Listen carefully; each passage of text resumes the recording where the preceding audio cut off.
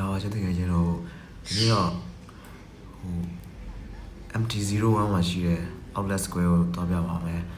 အမှ90%ထိရှော့တာပဲစီSkytrade ဒီ MT01 ကိုစီးရမယ်အဲ့မှာဆင်းရမှာပေါ့နော်ဆင်းပြီးတော့မှ outlet square ကိုရထားပြောင်းအောင်ပေါ့နော်ဒါလည်းရထားပြောင်းအောင်ပဲကျွန်တော်တို့အဲ့ BN60 မှာနေတာပါအဲ့လိုတော့နော် okay ဆိုတော့အဲ့ outlet square ကိုရောက်သွားပြီအဲ့ MT01 ကိုရောက်သွားပြီအဲ့ချိန်မှာဟိုလမ်းတော့တော်တော်ရှော့ရတယ်ဗျဟိုဆိုတော့ကျွန်တော်လည်းတိကျတော့မသိဘူးပေါ့နော်အဲ့နေရာကိုဒီလိုမှစသွားဆိုတော့အဲ့တော့မြေပုံတိုင်းပေါ့နော်မြေပုံတိုင်းရှော့လမ်းတိုင်းတော့ရှော့နေတာပေါ့နော်ဒါကတော့လမ်းကိုပို့ပြီးတော့မြင်မြင်ဆန်ဆန်ရအောင်ဟိုအိုင်နန်းဆိုင်မှာမစားချင်ဘူးဆိုတော့ဗျာပို့မြင်မြင်ရအောင်ပေါ့နော်လို့ဒါလမ်းလျှောက်တဲ့ဆက်ပေါ့ဒါကျွန်တော်အဲ့မှာအခုကျွန်တော်အဲ့နေရာရောက်နေကျွန်တော်တော့မှအဲ့တက်တဲ့ကိုသွားမှာဆိုတော့ဟိုဒါပေါ့ကို GPS နဲ့သွားတာပေါ့နော်သူ outlet square အဲ့တော့အဲ့ခုနဒီဥစ္စာတွေကတော့ပြဝဲထင်တာပဲကျွန်တော်လည်းရတော့မသိဘူးပါလေမဟုတ်အမှပြရတယ်ဗျာအပင် site တဲ့ဥစ္စာတို့ဒီ drone ဆိုရင်ဟိုတင်တယ်ဘုရားစီဖြစ်တဲ့ drone လားဘာလဲမသိပါဘူးဗျာတော်နေလေးဒါဆိုလဲရောင်းနေရလားပြနေတာတော့မသိပါဘူးဗျာဒါပေမဲ့အဲ့ရှိနေမှာတော့ပစုံနေဝယ်နေရတော့တွေ့တယ်ပစုံကင်ပြီးသားတွေပေါ့ပစုံကင်တာမဟုတ်ဘူးဘာလဲပစုံမဟုတ်ပေါ့နော်ကျွန်တော်လည်း outlet ထဲကနေမှအဲ့ exit ကနေထွက်လာပြီးတော့ပေါ့အခုတော့ outlet ကျွန်တော်ပြ GPS က outlet ဆိုရောက်သွားပြီပေါ့နော်အဲ့မှာ discount ဒီမျိုးစုံပဲ20လည်းရှိရ30လည်းရှိ50ရှိရဒါကတော့ဟိုဟာ site အစုံပေါ့နော် editor လည်းရှိရ filler လည်းရှိရဒီနေ့ကကျွန်တော် chain ဝင်ပေါ့နော် chain ပဲဝယ်နေရရှိရဒီ outlet square ကပစ္စည်းရတန်တယ်ဆိုပေမဲ့ဟိုတနေ့ကသွားတဲ့ဒီ second bucket ကတော့ပို့ပြီးတော့တန်တာပေါ့နော်ဒီကောင်နဲ့90ချထားပဲဆိုရင်တော့မှအနည်းဆုံးဘက်900တော့900လောက်တည်ရှိတယ်အဆုံးတော့1000ဝန်းကျင်ရှိရပေါ့နော်90 short view 1000ဝန်းကျင်ရှိရဆိုတော့ဟိုဈေးကပူတန်တာပေါ့နော်ဒီမှာဖနက်တွေအဆုံးရှိတယ်ပြီးတော့လွယ်အိတ်တွေအဆုံးပေါ့နော်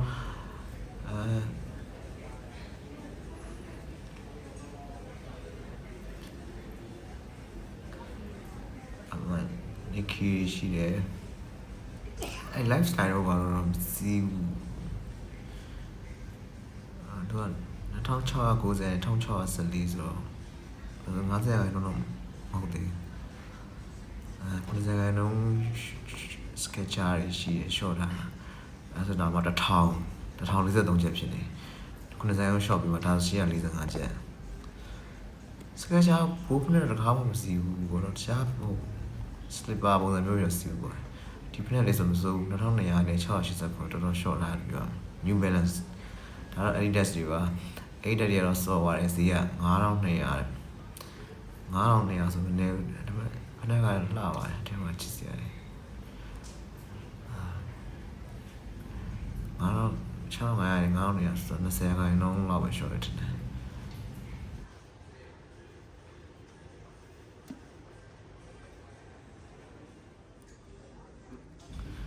ဒါတော့ short ပြီး904 1800နဲ့920ဆိုတော့စွတ်ချက်တစ်ထဲကိုတသိန်းလောက်ဖြစ်နေအောင်920ဆိုတော့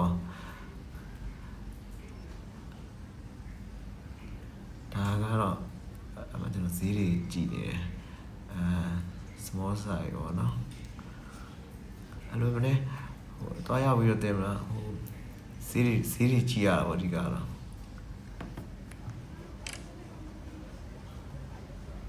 2300နဲ့50 short 1000ကလေးရေကူးအင်ကြီးတို့အဲ့2300နဲ့50 short 1150 1150ဆိုတော့မှတသိန်းခွဲလောက်ရှိရ speed တို့ကလေးအင်ကြီးဒါဆို1990နဲ့50 short ဆို2000ပဲ1000 1000ဆိုမနေဘူးလေညီကူကလေးပေါင်းရ1000လောက်တန်တယ်တသိန်းကျော်တန်တယ်ဆိုဒါ90 short ထားတယ်90 short ထားတော့မှတော်စော်မယ်စီက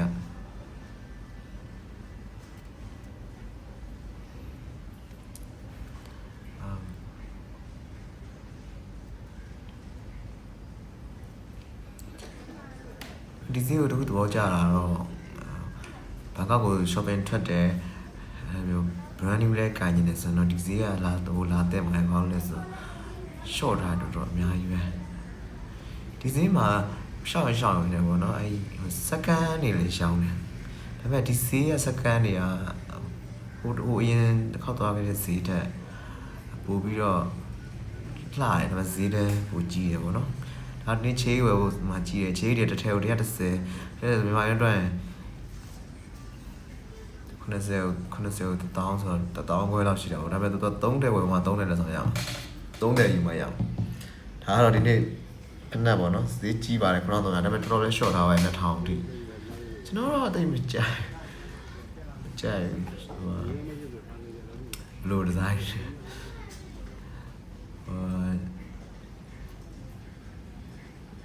သူဖက်ကအခုကျွန်တော်စီးထားတဲ့ဖက်တော့မှမကြိုက်ဒါ80ရာတော့ short ထားပါတယ် cross တစ်စိပေါ့နော်ဒါအဲ့ cross တစ်စိ919ကျကြာ80ရာတော့ short အောင်ပါ900ဆိုတသိန်းလောက်ကြာရပေါ့နော်ဒါကဘယ်လောက်လဲဒါ2690ရောမလေးတွေဒါ50ရာတော့ short တာအဲ့ဖက်နဲ့ကြီးတော့ဘောကြာဗျာအဲ့လို design ကြီးအရင်ကြိုက်တယ်အဲ့ဒါနဲ့ကြီးရဲ့ဖက်နဲ့ design ကြိုက်တယ်ဒါပေမဲ့ဈေးကလည်းစော်ပါတယ်ဗျာ1445ကျပ်1445ဘတ်ဗျာ1445ဘတ်ဒါကတော့ cross မှာလုပ်တဲ့အရုပ်ကလေးပေါ့နော်3ခုဝယ်2ခုလက်ဆောင်အမလေး260တွေ360ဈေးရတယ်နည်းဘူးအဲ့လိုလုပ်တဲ့ဒါတော့ဒီမှာ90ရာလုံးတွေလည်း short ရယ်ဒီကောင်ကဒါဟိုSS Super Sport ပေါ့နော်သူကအကုန်တင်ထားတယ်ဒါကတော့ဒက်ပါပေါ့နော်ကျွန်တော်ကြိုက်တဲ့ brand ပေါ့အဲ့ဒါမှတော့အထဲဝင်ပြိုင်ပြတော့ဆင်းရဲသေးတယ် short ထားလည်းအရင်မရှိတော့လေဒါတွေကကျွန်တော်စားတော့အစ်စ်တွေထင်တာပေါ့နော်ပြီးတော့မဟုတ်ဘူးလို့တရားဆိုတော့ဒါစက္ကန့်နေပေါ့စက္ကန့်နေတော့ရေမွေးလေးရှင်မျက်မှန်လေးရှင်မျက်မှန်တစ်လက်ကိုဒီကောင်မျက်မှန်လေးတစ်ဆိုရယ်ဟိုမှာ ribbon တော့ Dior ဆိုရင်ဟွာလောက်ရှိတယ်အတစ်ဆို1000ခွဲလောက်ရှိတယ်ဒါပေမဲ့သူတို့စီမှာ2000 3000လောက်ဆိုမျက်မှန်အစ်စ်တလည်းရတယ်ပေါ့နော်ဒါကတော့ဘေရုတ်တွေပေါ့ဘေရုတ်တွေကတော့အမှ100တို့ဘေရုတ်တွေကတော့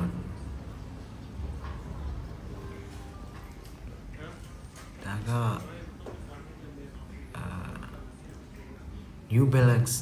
New Balance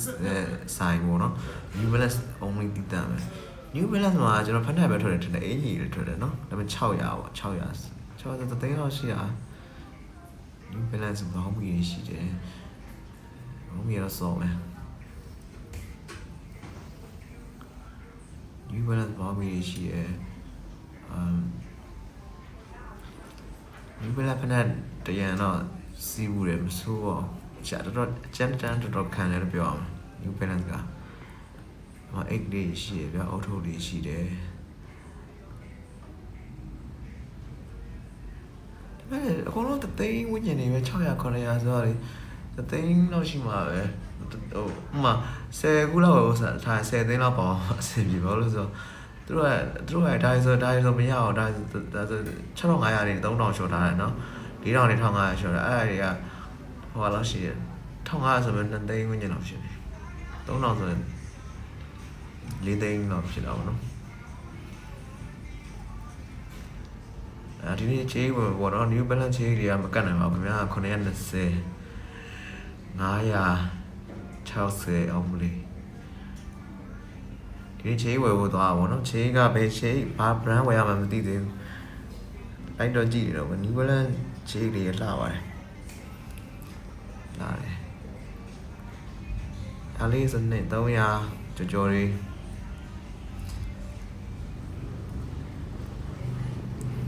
အဲ့မှာလာတာ80ပေါ့နော်ဘက်က90ဒါကဘေးတို့တွေပေါ့နော်ဘေးတို့တွေတော်တော်ဘေးတို့တွေတော်တော်များပါတယ်သူတို့အဲ့စီမှာဒါက Adidas sign အကြီးပေါ့နော် Adidas တစ်မျိုးပဲတင်တယ် Adidas sign ကြီးပဲအဲ့ဒါမှအစုံ Adidas ပစ္စည်းတွေဒါဘောလီပေါ့ဥမာဟိုချစ်တဲ့ကျွန်တော်မိန်းကလေးပါသိချင်ကျွန်တော်ကိုယ်တိုင်တေချာကြိုင်ပြခဲ့ပါတယ်ခင်ဗျာဒါကအိတ်ကလေးတွေပေါ့နော်ဘောလီတစ်ထောင်ကျော်တယ်နော် short ပြီးသားဒါ980ဒါလည်းဘောလီပဲကိုင်းလို့ကောင်းပါတယ်အသားတော့အဲ့နဲ့တော့ကြိုက်တယ်ဒီဇိုင်းလေးကတမျိုးလေး best seller ပေါ့သူတို့ရဲ့ best seller ရောင်းအကောင်းသူတို့ရောင်းအကောင်ပေါ့နော်လာပါလေကျွန်တော်အနီလေးကြိုက်တယ်ဆိုတော့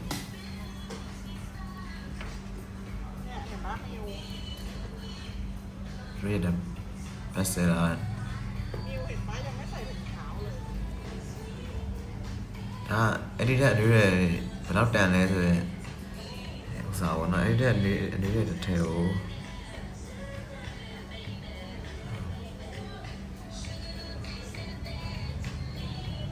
စီဘကလာ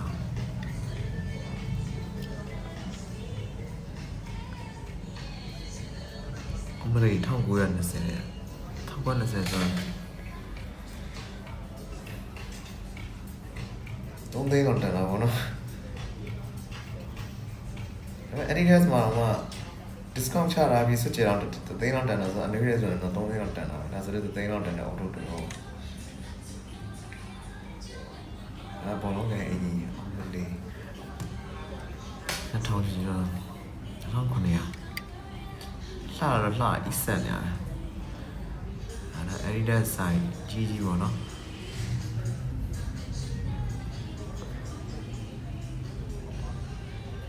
အဲ့ဒီဘောင်းကြီး980ဆိုမစိုးပါဘူးဒီ sport ဘောင်းကြီးကပိုစည်းကြီးဘာဖြစ်လို့လဲမသိဘူး1800 1050တရားဘောင်းကြီးထဲမှာပို့မှာမပါ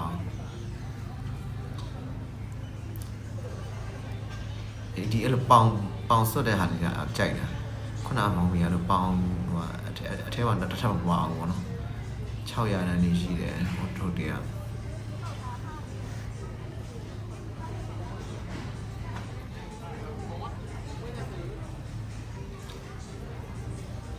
ဒီလေအိနေတော့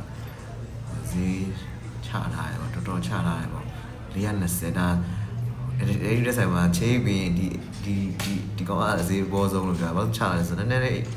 အယောင်နည်းနည်းလေးကြားလို့ထင်ပါတယ်အယောင်ကနည်းနည်းကြိုက်နေတဲ့အယောင်လားမသိအများကြီး short ဒါချေးပေါ့နော်အဲကျွန်တော်ချေးဝင်မယ်ဒီချေးက320 love ဟိုပါပေါ့ဘလုံးကန်ချေးပေါ့နော်ဒီကောင်240ဒီကောင်လေးတော့ကြားတယ်ဘာလို့ဆို800နေ240ချရတယ်တော်တော်ချတာပေါ့နော်အဲနဲ့ကျွန်တော်ဝယ်ရင်ကောင်းလားလို့စဉ်းစားလိုက်တယ်ဒီမှာတော့ချေးဒီဇိုင်းဆိုပေါ့နော်ဒါပေမဲ့ကောင်တော့မချဘူးကောင်ကတော်တော်ချတာတယ်ဒါလိုအိတ်ကလေးပေါ့1190အဲ့အဖြူလေးလာတယ်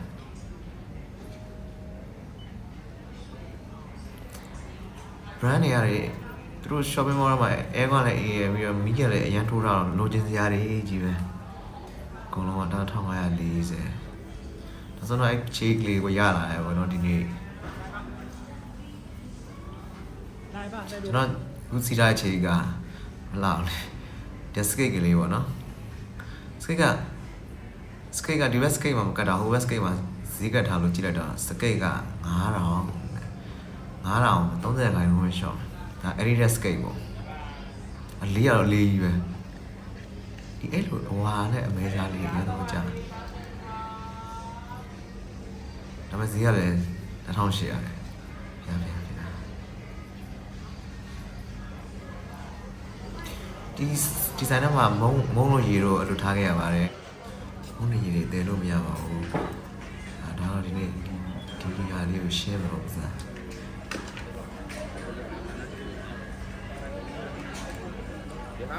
อินเดียนะครับพี่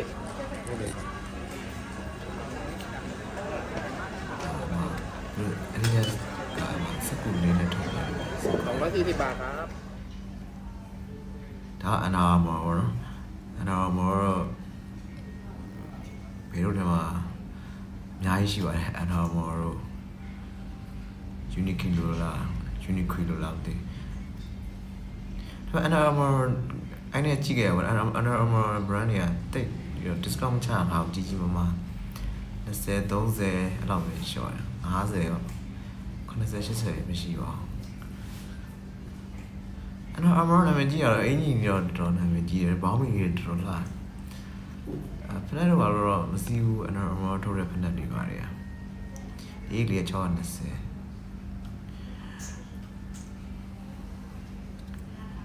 ဒါလေးရဘာလို့လဲအိတ်လေးတွေမသိ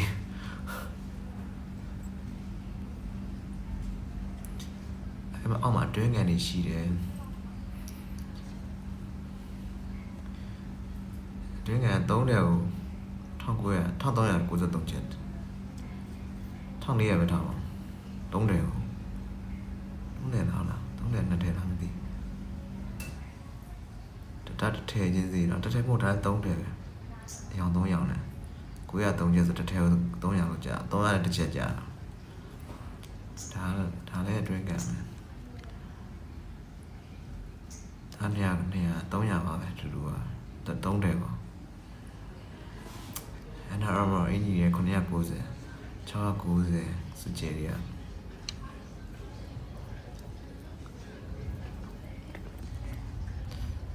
ဒါ693ကျန်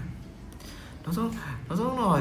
ကျွန်တော်တော့ကြည့်လိုက်တာဈေးတွေကအဲ့ဝင်းကျင်နေပါပဲအင်ကြီးတို့အိတ်တို့ကအောက်ထုတ်တို့က900ဝန်းကျင်ဖက်နက်တွေက1500ဝန်းကျင်2000ဝန်းကျင်ဒါ4100အောင်လေ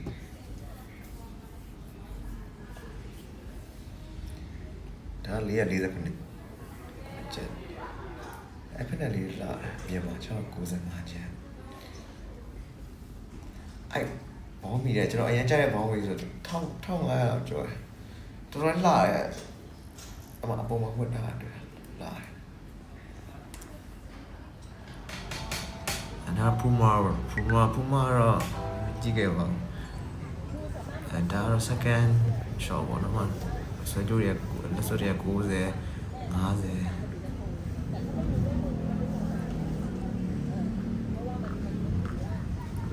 တော့အစုံပေါ့အယုတ်တွေရောဖက်နက်တွေရော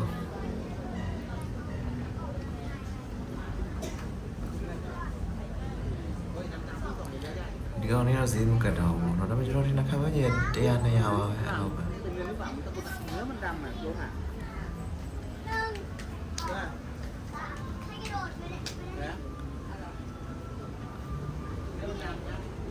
အယုတ်ကြီးလာတယ်ဘာဗီယိုတို့ဆုံးစီပဲပါ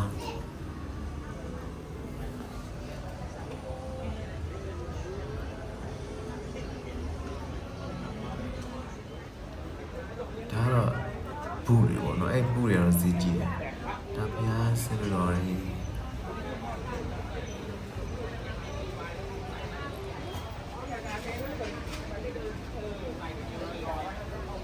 ရေမွေးပေါ့နော်တရားကဘာဟုတ်တရားမှမသိပါဘူးဗျပလင်းသေးလေးတို့တရားလွတ်တာလားပါလဲမသိဒါအပြင်မှာချေးစီရလေခုနှ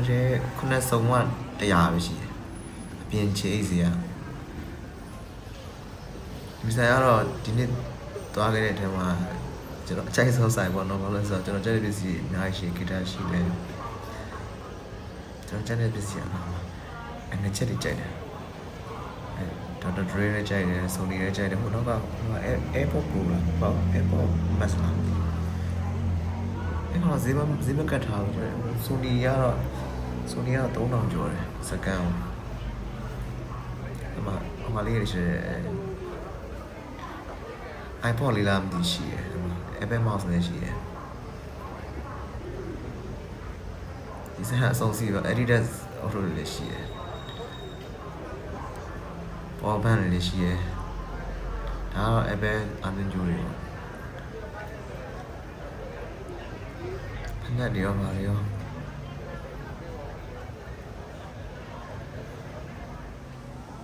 ဒါ80တန်ဒီပေါ့နော်ဒီအောက်ဘက်အချမ်းနေပဲ80ဒီက80ဒါအဲ့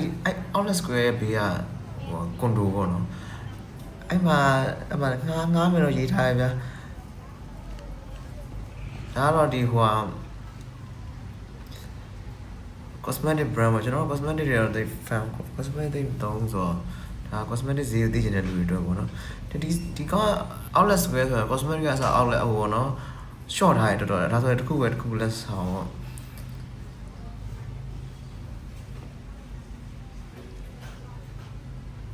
ဒါတော့လိုက်တန်နေ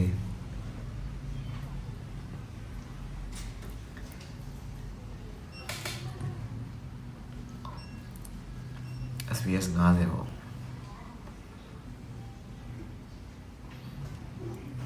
ဒါတကူပဲတကူလက်ဆောင်ပေါ့နော်ဒါပေမဲ့ထိုင်းမှာရန်စီပေါ်တော့ဒီ room တွေပေါ့ဘာလို့ဆိုမြန်မာနိုင်ငံ room ကဟိုလာရှိတယ်ပလင်းကို2000ခွဲလောက်ရှိချင်မှာတို့ဒီမှာ89ခွဲမှာတကူပဲတကူလက်ဆောင်ဆိုတော့30လောက်ကျန်30ဆိုရင်ဟိုလာ9000မချင်ဘူး discount လည်းရတယ်ဒါကတော့အမှအဲ့ကွန်ဒိုမာနေလို့ဖုန်းဆက်ချင်ဆက်ပါဒါပေမဲ့ကျွန်တော်တော့ယူရီယာလို့ပြောတဲ့တော့ဖုန်းနံပါတ်တော့မှတ်ထားခဲ့တယ်အခုတော့ပြန်ပြီး J တစ်ခုနဲ့ J တစ်ခုနဲ့ပြန်ပြီနော်အဲ့တဲ့ကိုသွားမှာ GPS အရာဆိုရင်ပေါ့နော်အဲ့မှာသွားနေနေအဲ့နင်းညာဘာလဲမသိဘူးနင်းညာတွေအများကြီးပဲဟုတ်အထဲမှာလည်းအဲ့ဟောရှိတယ်ရုပ်ထုရှိတယ်ပေါ့နော်တို့ရဲ့ကိုယ်ကလည်း YouTube ဒါပြန်လမ်းပေါ့နော်ထိုင်းမှာလမ်းဘေးမှာကစရတိတ်ကပေါက်ပြီဒါကျွန်တော်ပမာဆုံးတွေ့ဘူးလားကျွန်တော်နေရလမ်းမှာတပင်နဲ့မြက်တဲ့သိမရှိဒါတော့ဟိုဘက်ကကျွန်တော်လာခဲ့တော့အကဆင်းခဲ့တာပေါ့နော်ဟိုကျွန်တော်ဒီဘက်ကနေတက်မယ်ဒါပေမဲ့လမ်းမကူးနဲ့နော်ဘာလို့လဲဆိုထိုင်းမှာလမ်းကူးရတယ်လေကားတွေကမောင်းနေကြောက်လို့ပေါ့လေအဲကြောင့်ဒီဘက်ကနေသွားမယ်သွားပြီးအရှိမဟိုမှာဓာတ်လေကားရှိတယ်အဲရထားရောက်နေပြီရန်နေဆိုတော့ဘာဖြစ်သွားလဲဆိုတော့ကျွန်တော်အဲ့ရတာကိုလွတ်ပြီပေါ့နော်နောက်တစ်စီးတက်ဆောင်အောင်ဆိုတဲ့သဘောပါပဲအဲ့တော့အဲ့ဒီမှာဓာတ်လေကားနဲ့တက်အောင်ပေါ့နော်တို့ဓာတ်လေကားလေဒီဘက်ကနေဝင်ပြီးဟိုဘက်ကထွက်အောင်တစ်နေတဲ့တခါကြီးပြန်ပုံမှာအားလည်းခဏပြန်ဆောင်ပြီးတော့ဆောက်ပြီးတော့ဒီဘက်ကပြန်ထွက်ရတာဒီဘက်ကနေဝင်ဒီဘက်ပြန်ထွက်ဒါဆိုအဲ့ခုနကပြောတယ် MT01 ခုတော့ပြန်ရောက်ပြီပေါ့နော်ဒါဒီအဲ့နေရာကိုပေါ့နော်တွားရင်တော့လမ်းလျှောက်သွားရင်တော့အဲ့ကွန်ဒိုရီရှိရဲ့နားကိုသွားမှာအဲ့နားမှာဟို outlet square ရှိတာပေါ့နော်ကျန်တဲ့ဟာတွေတခြားဆိုင်တွေပေါ့ထားလာပြီအဲ့ရထားမောင်းလို့မရှိပါဘူးဗျာမောင်းလည်းလို့မရှိဘူးသူဆက်နဲ့အော်တိုမောင်းတာပေါ့နော်ဒီထားငါလွဲလာပဲပါတယ်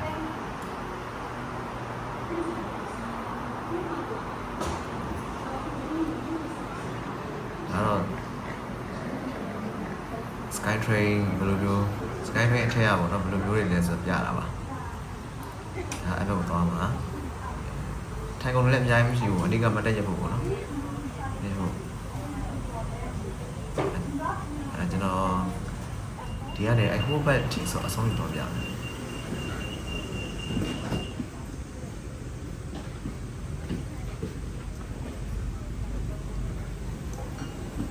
အဲ့ဒါထွက်ပြီ